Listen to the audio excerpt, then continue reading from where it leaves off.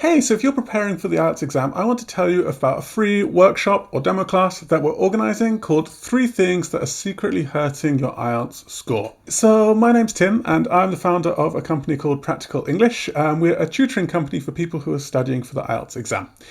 And I've been working in education for 8 years and I've been teaching in the IELTS for many of those years. One thing I see all the time is students come to me because they've taken the IELTS test, they thought this will be easy, my English level is already high, and I will go and take the test and everything will be fine.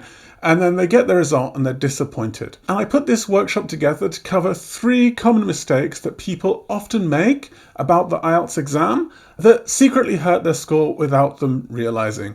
So if you come along, we'll cover what those 3 things are, but we will also look at some good ways of solving those problems, because there's no point in knowing what a problem is unless you know how to solve it. So it's a free webinar. There's no pushy sales pitch or anything like that. I just want to help you and I want you to get an idea of what we're all about at Practical English.